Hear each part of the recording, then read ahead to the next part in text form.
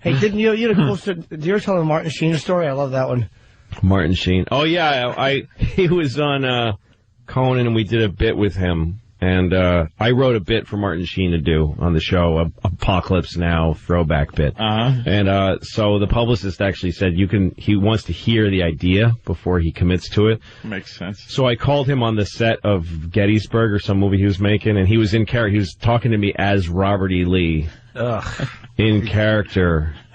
But and I've had guys do that before. The thing is that he's talking to me as Robert E. Lee, the general, but he's discussing, like, what time his flight gets in. Like, 20th century stuff. Like, what's well, sir, I fly into LaGuardia, I believe. I'll have to leave my sweet Magnolia as I catch a connecting flight. To catch a connecting flight through DFW. And get a town call, sir. Atlanta's burning. Why, I gotta get down there. And take the space shuttle to... That's hysterical. But so then we get it. He's in the dressing room, and I'm trying to talk him into the bit because he said he was going to think about it. So I'm trying to talk him into the bit, and me and two producers are talking to him, and then this little kid walks by at the door of his dressing room, and he goes, "That was one of God's little miracles that just walked by our door, gentlemen." He's being like the president or something. I don't know what the point of that was. The West Wing kind of. Yeah, it was one of God's little miracles. Just walk by our door, gentlemen. Without any sarcasm. No. All right. And we're with like sarcasm. That's funny. Yeah, exactly. It's really funny. And I'm still just trying to talk him into doing my bits. So I'm like, oh yeah, I know. I love the children. Well, did the kid have a hanger on his head? Then maybe he's right. Little hanger hooked lip, like all jerked up. I have two children, and I still think that was a lot of crap. Yeah. I still hate him for it. That makes my head itch when I hear that story. Oh, God. Yes. Miracle? Is it? Really? Yeah. What's the miracle? Both of your drug-taking miracles. I aimed, I hit it, she came out. Wow. Ever did the bit?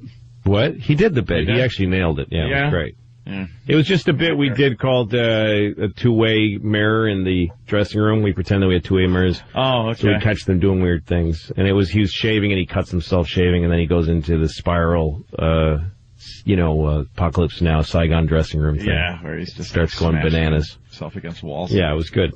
Yeah, that's pretty cool. John Grisham is on Good Morning America with a book called The Associate.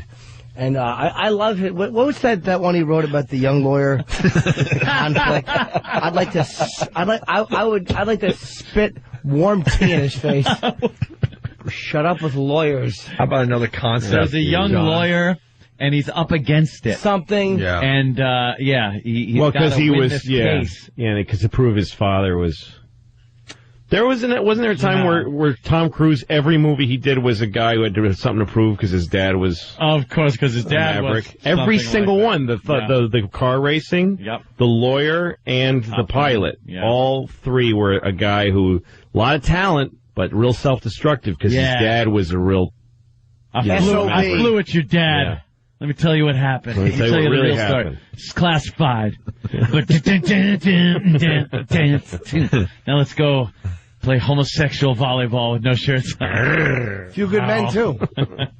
What? Few good men, too. Yeah. Yeah, that's the one I said because he's a lawyer. He's an idiot. Sorry, stupid idiot. I didn't catch that's it. the one I meant. I'm sorry. No, I meant Cocktail. Right. Where you played a lawyer in Cocktail, didn't he? His father was the best bartender there was. Wow, all right. Right there is one of... bottles like crazy. One of God's little flubs, gentlemen. Gentlemen.